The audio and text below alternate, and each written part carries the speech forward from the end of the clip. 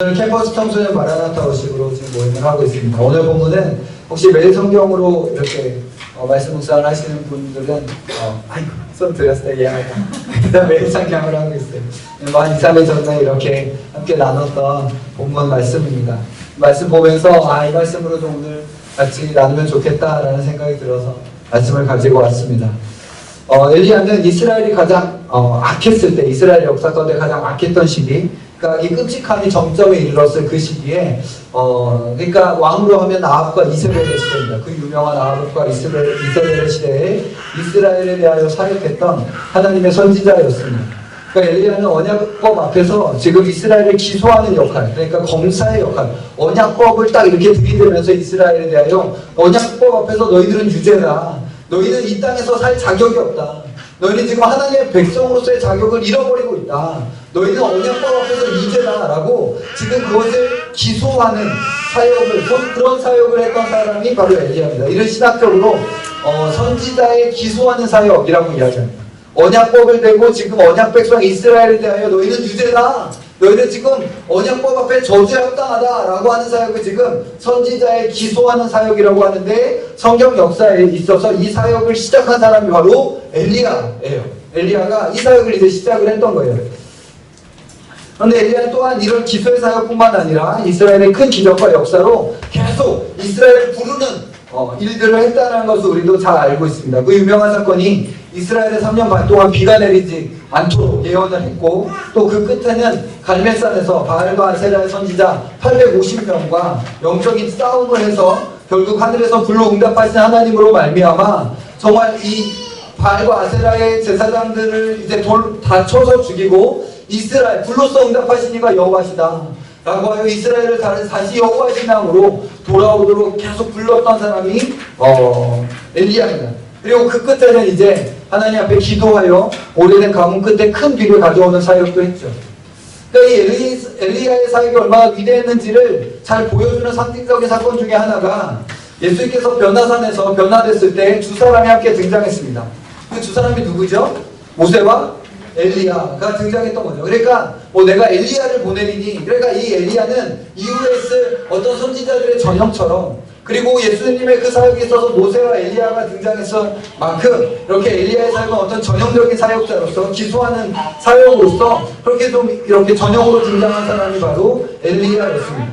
그런데 오늘 본문에 보면 이제 그런 그가 하나님께 부르심을 받아서 하늘로 올라갈 것이라고, 승천할 것이라고 그 부르심을 받는 거예요. 그리고 이는 오늘 본문에 같이 읽은 것처럼 당시의 선지자들에게도 하나님의 예언에 따라서 다 알려진 것처럼 보입니다. 그래서 엘리야와 그의 이제 후계자 엘리사뿐만 아니라 다른 그 지역별로 있는 선지자들 안에서도 이것이 하나님으로부터 예언을 받았던, 어떻게 전달이 됐든 알아서 오늘 엘리야가 이제 하늘로 부르심을 받아 올라간다.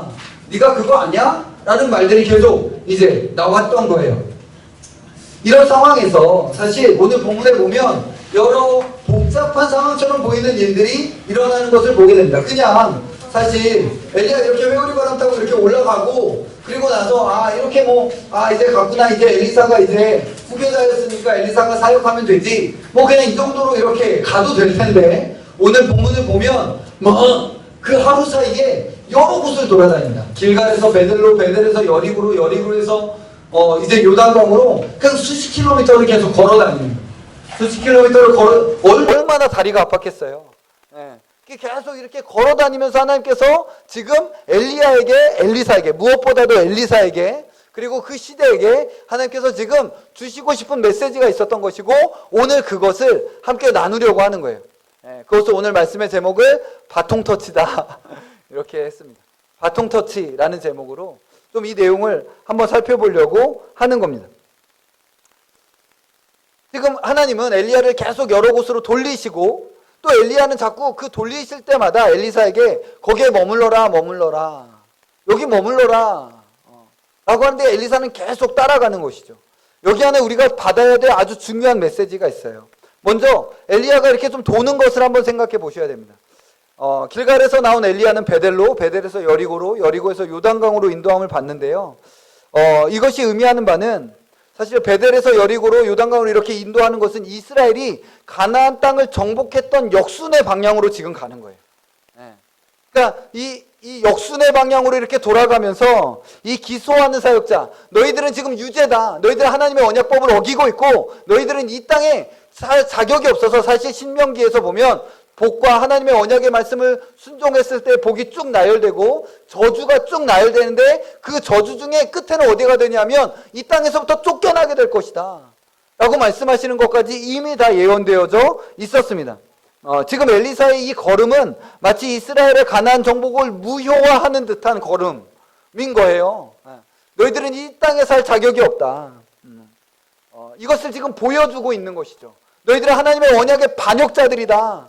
이 땅은 마치 이스라엘 구약 백성들에게 이스라엘에게 가나안 땅은 마치 언약의 인과 같은 거예요. 지금 우리로 보면 성찬과 같은 것입니다. 그러니까 우리가 어떤 사람들이 계속 하나님을 향할 반역적으로 그 죄를 짓는데 죄를 회개하지 않았을 때 교회는 권징을 하죠. 그 주된 권징 중에 하나가 수찬 금지예요. 너는 성찬을 받을 자격을 잃어버렸다라고 말하는 거죠. 그런 거랑 유사한 거예요. 구약 백성들에게 지금 너희들은 성찬 금지다. 너희들은 이 땅에 거주할 자격을 지금 잃어버렸다라는 것을 이 길갈에서 베델과 여리고와 요단강으로, 결국은 요단강을 건너버리잖아요. 요단강을 건너서 밖으로 나가버리잖아요.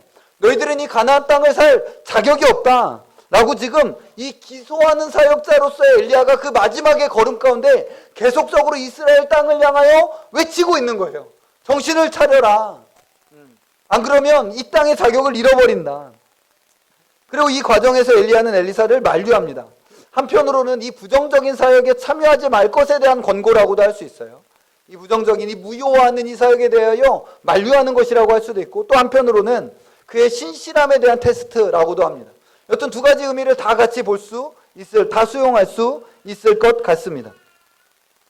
그리고 사실 이 여정, 길갈에서 베델, 베델에서 여리고, 여리고에서 요단의 여정은 짧은 여정이 아니에요. 5km, 10km만 걸어도 얼마나, 제가 이걸 뭐 이렇게 재보진 않았어요. 그래도 도시에서 도시별로 이렇게 다니는데 적어도 수십은 되겠죠? 예. 여정이었고, 이것이 단 하루 만의 여정이었습니다. 단 하루 만의 여정이에요. 그러니까 조금 여기 하나님께서 나를 여리고로 인도하시니라, 베델로 인도하시니라. 베델로 갔는데 이제 여리고로 가라. 금방 이렇게 떼었는데 또 여리고로 가고, 넌 여기 있어 라고 하는데 얼마나 다리도 아프고 힘들겠어요. 예. 그 당시 뭐 자동차 타고 갔겠어요? 차 타고 다녔겠어요? 그냥 걸어가는 거죠. 걸어가는 거죠. 이 모든 여정에서 엘리야는 엘리사에게 반복적으로 너는 여기 머물러라. 여호와께서 나를 베델로 인도하신다. 너는 여기 머물러라. 여호와께서 나를 여리고로 인도하신다. 너는 여기 머물러라. 여호와께서 나를 요단으로 인도하신다. 라고 반복적으로 3번이나 만류하고 있는 거예요. 여러분 같으면 어떻게 하시겠습니까? 어떻게 하시겠어요? 다리도 아프고 힘들고 지치고 선생님도 따라오지 말라고 하고, 네, 그럼 선생님 그동안 감사했습니다. 네, 선생님 하늘로 잘 올라가시고, 네, 다음에 또 영광 중에 뵙도록 하겠습니다. 선생님이 여기까지라고 하시니 이제 저도 여기까지 하겠습니다. 선생님 잘 가세요. 네, 그 길이 외롭지만 끝까지 주님이 함께 하실 것입니다. 이렇게 하고 보내지 않겠어요? 네. 저는 여기서 인사드리겠습니다. 이렇게 할 것 같은데 엘리사는 그렇게 하지 않았다는 거예요. 이 바통 터치를 지금 뭔가 이 엘리사는 소원하는 게 있는 거예요. 엘리사는 지금 저는 떠날 수 없습니다. 저는 원하는 것이 있습니다.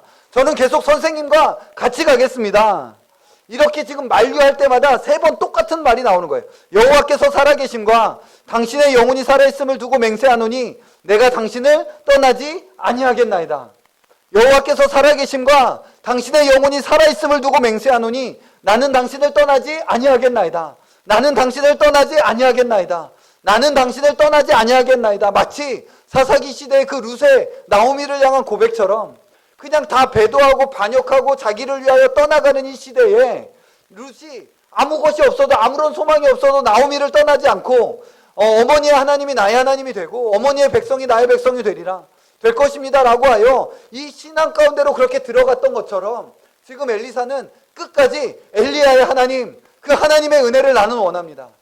나중에 이제 볼 거예요. 엘리사가 무엇을 원했는지. 그것을 원할 때가 난 계속 끝까지 가겠습니다 라고 끝까지 이 영적인 근력과 지구력과 버팀과 견딤으로 지금 그 길을 가고 있는 거예요.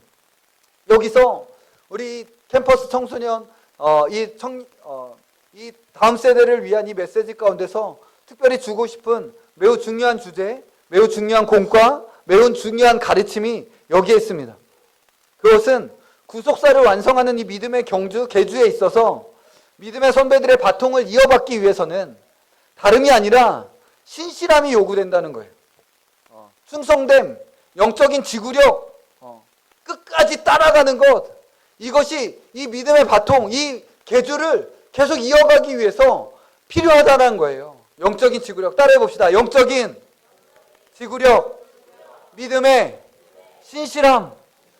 이 영적인 지구력과 믿음의 신실함이 요청된다라고 지금 하나님께서 이 영적인 바통 터치를 하시는데, 이 엘리야와 엘리사의 이 위대한 전환 가운데서 하나님께서 이 선지자들을 돌리고 따라가는 이것을 통하여 이 바통 터치가 누구에게 가는지를 보여주고 알려주고 있는 거예요. 여러분, 많은 사람들이 이 바통을 이어받겠다라고 말합니다. 자기를 높이고 자기를 의시되고 자기를 드러내면서 바통을 이어받으려고 하는 많은 사람들이 있습니다. 오늘 본문에도 다른 선지자들이 많이 있습니다. 사실 엘리야를 따르는 사람은 엘리사 하나예요. 그런데 베델의 선지자 50명, 막 수십 명의 선지자들이 지역마다 막 이렇게 있어요. 그런데 정작 그 시대의 영적인 싸움을 싸웠던 엘리야를 따르고 있는 선지자는 지금 엘리사 하나밖에 없다는 사실을 보셔야 됩니다. 사실 그때나 지금이나 믿음의 경주는 늘 좁은 길이었던 것 같습니다. 엘리야가 그렇게 막 정말 그 위대한 사역을 했음에도 불구하고 사실 항상 그 시대는 그랬던 거예요. 시대는 그랬던 거예요. 여러 가지의 말들로 아유 엘리야, 아유 거기는 이러면서 뭔가 우리는 지금 그저 엘리야를 보고 있지만 그 시대 안으로 침잠하여 들어가 보면 엘리야를 따르지 못하게 하는 여러 다른 것들이 있었다라는 것이죠. 지금도 베델의 여러 선지자들, 그냥 지역마다 여러 선지자들이 있어서 그 선지자들이 막 이런저런 말들을 하지만 정작 엘리야를 끝까지 따랐던 선지자는 하나밖에 없었던 거예요. 이들은 엘리야를 따르지 않았을 뿐만 아니라 사실 여러 말로 엘리사의 마음을 좀 어렵게 하고 낙심하게 하려고 했던 것으로 보여요. 오늘 본문에 보면 야 너희 선생님 오늘 하나님께서 데려가실 거 너 알아? 막 이렇게 얘기를 하는데 사실 그 정도로만 이야기하고 있는데 이 뉘앙스와 그리고 이 엘리사의 반응을 봤을 때 사실 이것은 엘리사를 세워주려고 한다기보다는 좀 엘리사를 무너뜨리는 방식의 말이었던 것 같습니다. 그래서 엘리사는 잠잠해라. 너희가 말하는 거 나도 알고 있다. 그러니까 잠잠해라. 나는 뭐라고 하더라도 나는 엘리야를 따를 거야. 우리 선생님이 가시는 곳 끝까지 갈 거야. 그러니까 너희는 잠잠해라. 라고 지금 말하고 있는 거예요. 오늘 이 본문에 보면 이 위대한 바통 터치에 있어서 믿음의 경주와 계주를 이어나가는 데 있어서 믿음의 선배들의 바통을 이어받는 이 일에 가장 큰 방해자로 나타나는 사람들은 오히려 동료 그리스도인들, 그러니까 동료 선지자들로 여겨지는 사람들이 오히려 반대자인 것처럼 등장하는 것을 우리는 보게 됩니다. 나도 예수님 믿어. 나도 그리스도인이야. 적당히 해. 뭐 선생님 오늘 승천하시면 넌 뭐가 되냐? 낙동강 오리알이냐? 꼭 엘리야처럼 그렇게 사역할 필요 없어. 너도 우리 그룹으로 들어와. 라는 식으로 여튼 어떤 식으로든 그 믿음의 그 좁은 길을 신실하게 걸어가는 것에 대하여 가장 주된 반대자들은 그냥 적당히 타협하고 있는 그리스도인들이었다. 꼭 그렇게 유난을 떨어야 되냐? 예수 믿으면 꼭 그렇게까지 믿어야 되냐? 라고 하는 데 있어서 그렇지? 꼭 그렇게까지 할 필요는 없겠지? 하나님의 말씀이 아니라 하나님의 말씀을 따라 그리스도인이 어떻게 살아야 될지를 보는 것이 아니라 그냥 주변의 그리스도인들의 말, 주변의 선지자들의 말, 그들의 말을 따를 때 우리 이 바통을 이어받을 수가 없는 거예요. 이 구속사를 이어나가는 믿음의 경주에 이 바통을 이어받기 위해서는 우리 끝까지 오직 말씀에 따르는 영적인 지구력과 믿음의 신실함 가운데서 끝까지 따르려는 결심과 결단이 우리에게 필요하다는 것을 오늘 본문이 지금 말해주고 있는 것이고 다음 세대에게 지금 이렇게 목소리를 높이고 있는 것입니다. 엘리사는 그들에게 지지 않았습니다. 나는 이 믿음이 말하는 데까지 갈 것이다. 너희들이 말하는 거 나도 다 알고 있다. 너희들이 염려하는 거 나도 다 알고 있다. 그러나 나에게는 믿음이 있고 이 믿음이 가게 하는 곳까지 나는 갈 것이다. 너희는 이제 잠잠해라. 그 입을 다물어라. 방해하지 말아라. 난 끝까지 간다. 라고 하여 지금 그 바통을 이어받고자 하는 것이죠. 이제 엘리야는 요단강까지 건너갔습니다. 엘리야는 자기의 겉옷을 벗어서 겉옷을 이렇게 둘둘 말아서 요단강을 칩니다. 마치 이스라엘 책망하듯 채찍으로 치는 것처럼 요단강을 이렇게 치고, 그리고 요단강은 두 선지자들 앞에서 갈라졌습니다. 그리고 이제 이들은 요단강 건너편에 있습니다. 이제야 엘리야는 엘리사에게 묻습니다. 너가 원하는 것이 무엇이냐? 너가 나에게 무엇을 원하냐? 이제 이 요단강까지 다 건너서 그 광야의 한복판에서 이제 묻는 거예요. 이렇게 끝까지 네가 나를 따라오는 것에 있어서 너가 원하는 상, 소원하는 것이 무엇이냐? 라고 이제서야 묻고, 그때 엘리사는 엘리야에게 이제 대답합니다. 우리 9절 10절 우리 같이 읽을까요? 예지 너무 잘하고 있어요. 훌륭해요.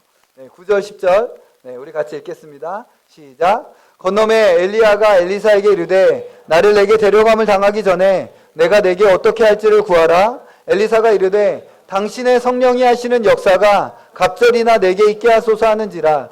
이르되 내가 어려운 일을 구하는도다. 그러나 나를 내게서 데려가시는 것을 내가 보면 그 일이 내게 이루어지려니와 그렇지 아니하면 이루어지지 아니하리라 하고.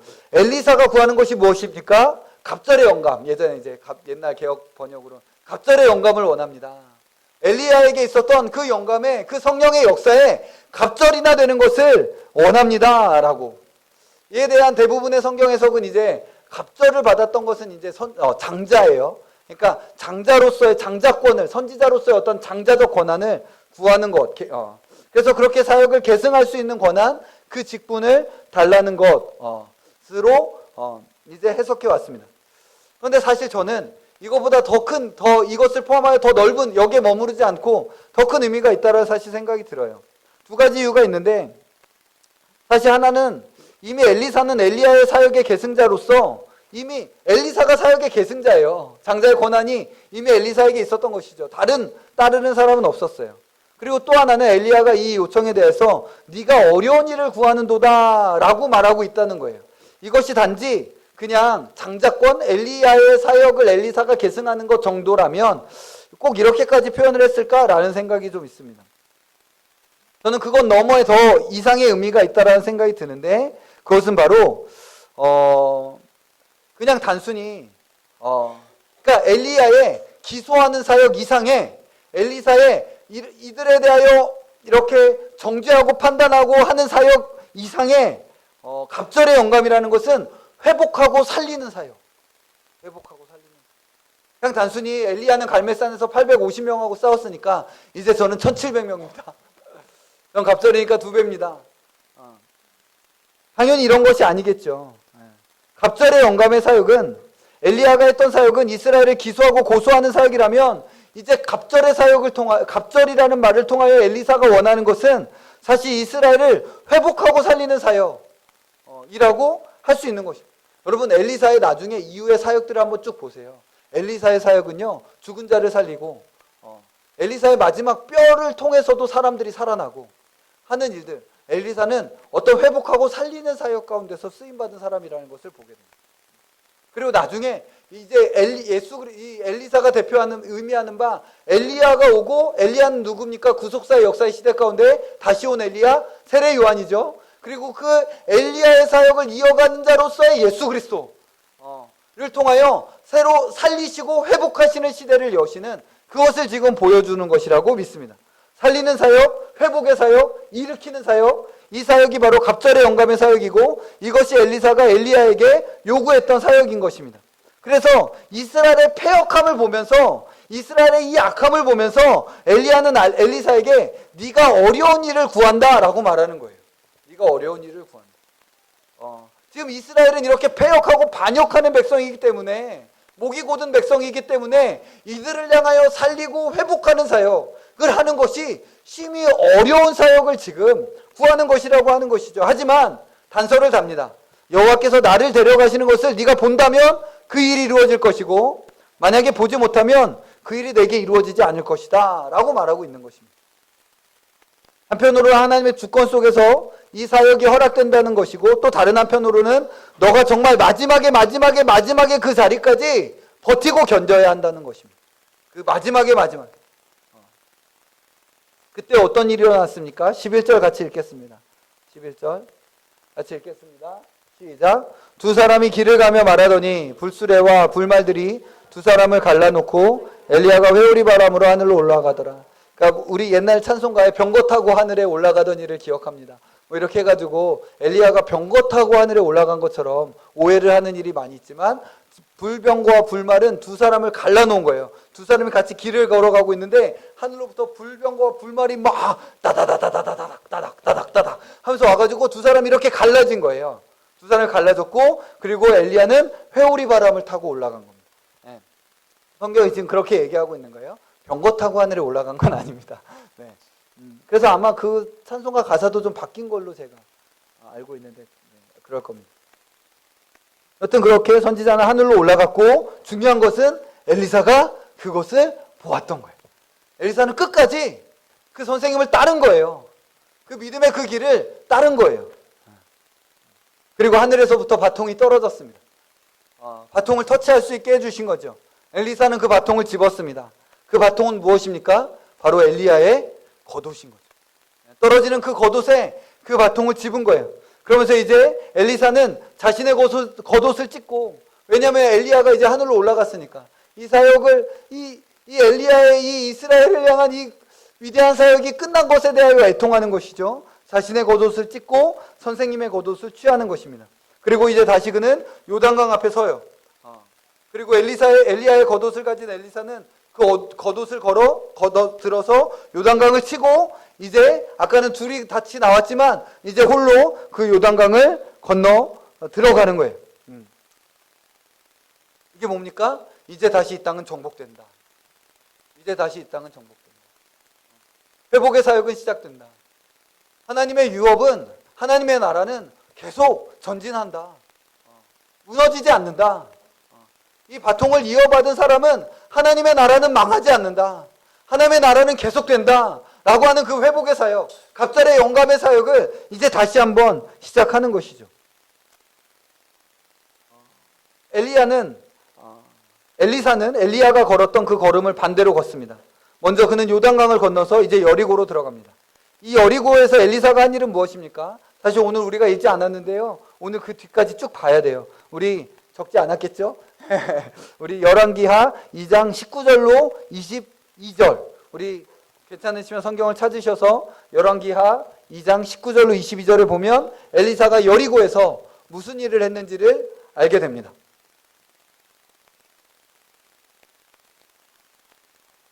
19절로 22절 같이 읽겠습니다. 시작. 그 성읍 사람들이 엘리사에게 말하되 우리 주인께서 보시는 바와 같이 이 성읍의 위치는 좋으나 물이 나쁨으로 토산이 익지 못하고 떨어지나이다. 엘리사가 이르되 새 그릇에 소금을 담아 내게로 가져오라 하매 곧 가져온지라. 엘리사가 물 근원으로 나아가서 소금을 그 가운데 던지며 이르되 여호와의 말씀이 내가 이 물을 고쳤으니 이로부터 다시는 죽음이나 열매 맺지 못함이 없을지니라 하셨느니라 하니 그 물이 엘리사가 한 말과 같이 고쳐져서 오늘에 이르렀더라.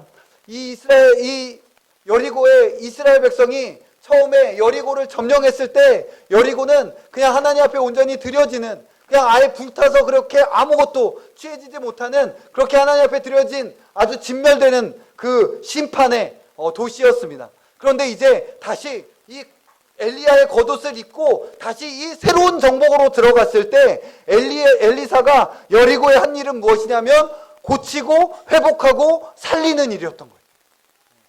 그래서 이 완전히 위대한 사역의 이 역전을 이제는 살린다. 회복하는 사역의 지금 전형과 그림자로서 예수 그리스도의 사역의 어떤 이 살리시는 새로운 시대의 예표로서 지금 그 위대한 일을 하고 계시는 거예요. 여리고는 망했던 도시였으나 그래서 물이 좋지 않아서 토산이 익지 못하고 떨어져서 그냥 아주 극심한 고통 가운데 열매가 없으면 어떻게 삽니까? 그런데 엘리사는 새 그릇에 소금을 담아 그것을 물의 근원에 뿌렸고 하나님의 기적적인 역사로 그 물은 치유됐고 그 도시는 회복됐습니다. 회복의 사역을 온 천하에 알리시는 거죠.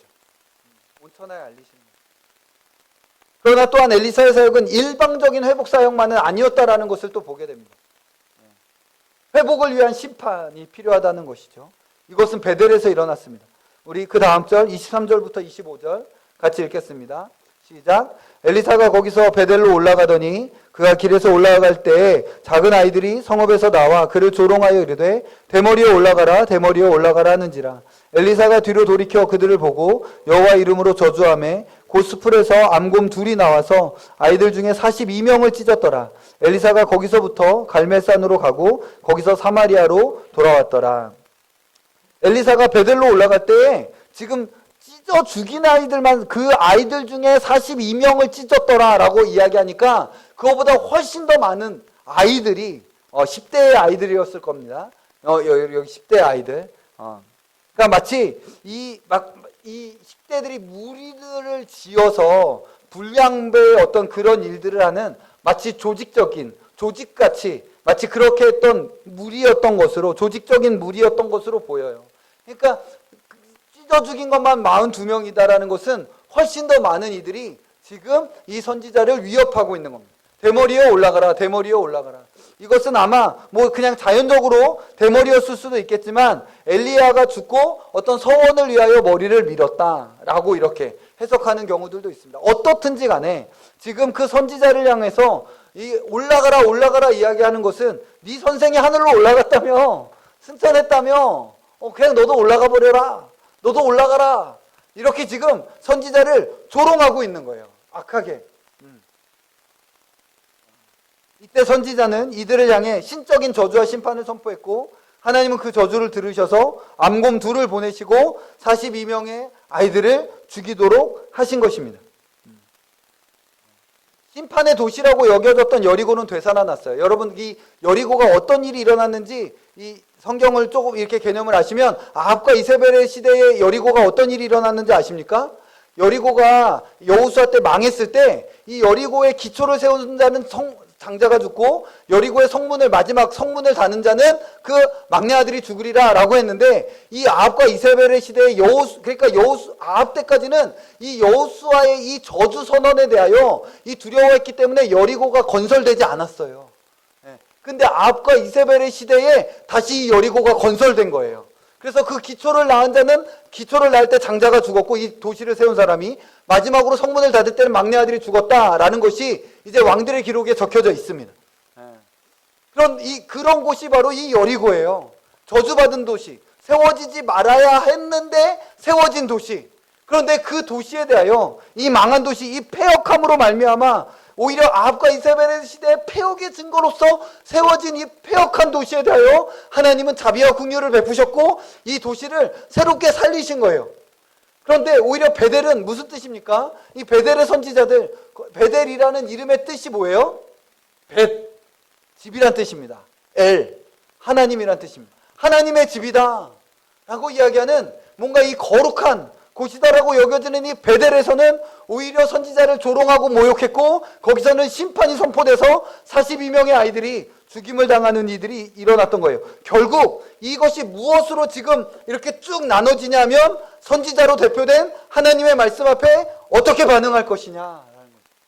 비록 여리고라 할지라도 선지자를 대접하여 그 말씀에 순종하면 회복하고 살리심을 받고, 베델 하나님의 집이라 할지라도, 교회라 할지라도, 그리스도인이라 할지라도 하나님의 말씀을 조롱하고 하나님의 말씀을 떠나면 그들은 심판을 받을 것이다 라고 지금 하나님의 말씀의 중심성 가운데서 지금 하나님께서 일하고 계시는 것입니다. 이제 구속사 속에서 우리는 어느 위치에 있는지를 살펴보고 말씀 마무리하려고 합니다. 한편으로 그리스도는 승천하셔서 그 그리스도의 겉옷이라는 갑절의 성령의 역사, 새로운 시대의 오순절의 성령을 보내주신 엘리야이시면서, 또는 그분 자체가 구속사 전체에서 세례 요한으로 대표되는 엘리야의 다음에 그 사역으로 살리시는 사역을 행하셨던 엘리사시다 라고 할 수 있습니다. 예수 그리스도는 엘리야시고 예수 그리스도는 엘리사십니다. 그것을 온전히 이루신 것이죠. 중요한 것은, 우리가 오늘 받아야 될 것은 뭐냐면 이 성령의 갑절의 영감이라고 일컬어지는 오순절의 위대한 성령의 역사 가운데 우리가 살아가는 살아가는 사람들이라는 것입니다. 우리는 오순절에 임하신 그 성령, 그 기름 부음, 그 은혜로 우리는 살아가는 사람들인 것입니다. 위대한 회복의 시대, 살리는 시대, 생명의 사역의 시대가 예수 그리스도로 말미암아 시작된 것이죠. 그래서 사도 바울은 자신의 사역을 모세의 사역은 죽이는 사역이라면 우리는 살리는 사역이다. 우리는 더 영광스러운 시대의 사역을 하고 있다 라고 이야기를 했고, 우리는 지금 그 바통을 이어받아서 살아가고 있고, 그 바통이 2000년 동안 계속 이어져 왔고 지금 여기까지 왔던 거예요. 그런데 이 바통은 늘 누구에게 증거됐냐면 충성된 자들에게 부탁해라. 맡은 자에게 구할 것은 충성이니라 라고 이야기하면서 늘 하나님의 말씀과 이 은혜는, 이 복음의 능력은, 이 성령의 갑절의 영감은 늘 누구에게 주어졌냐면 충성된 사람들, 잘난 사람들 아니에요. 잘난 사람들 아니에요. 대단한 사람들 아니에요. 하나님은 충성된 사람들에게 의탁하라. 맡은 자에게 구할 것은 충성이나 영적인 지구력을 가지고 믿음의 신실함 가운데 하나님께서 주신 말씀으로 끝까지 버티고 견디는 사람들, 그 사람들이 이 경주와 계주의 바통을 이어받아서 다음 세대들에게 전달해줬다는, 머리 좋은 사람들은 지 좋은 머리로 하나님의 말씀을 자꾸 바꿔버리고 시대에 맞춰버리고, 이렇게 하면 더 많은 사람들이 예수님 믿을 거야, 이렇게 하면 더 많은 사람들이 예수님을 더 좋아하게 될 거야 라고 복음을 바꿔버리지만, 충성된 사람은 날 것 그대로의 복음의 능력이 있습니다 라고 하여 제멋대로 복음을 날조하지 아니하고 받은 그대로의 복음을 증거하는 거예요. 그래서 그 사람들을 통하여 복음의 능력이 나타나는 거죠. 수십 명의 사람들이 따르지 않아도, 내 제자가 엘리사 하나뿐이어도 그냥 한 사람이 따르는 그 길을 할지라도 복음의 능력, 날 것 그대로의 그 복음의 길을 나는 가겠습니다 라는 그 믿음의 신실함을 가진 사람들을 통해서 역사는 그렇게 바통을 이어갔던 것입니다. 오늘 제가 이렇게 소리를 고래고래 지르는 것은 우리 사랑하는 다음 세대, 우리 귀한 아이들이 그런 영적인 지구력, 믿음의 신실함을 가진 사람들이 되기를 간절히 소망합니다. 그렇게 가는 거예요. 그렇게 가는 거예요. 그렇게. 언제고 앞선 세대들은 이제 다 죽고 가고 니들의 세대가 오겠지. 여러분들이 사역할 시대가 오겠죠. 영적인 지구력을 갖는 거예요. 여러분의 주변 가운데서 여러 다른 선지자들이 다른 말을 할 때가 많이 있을 겁니다.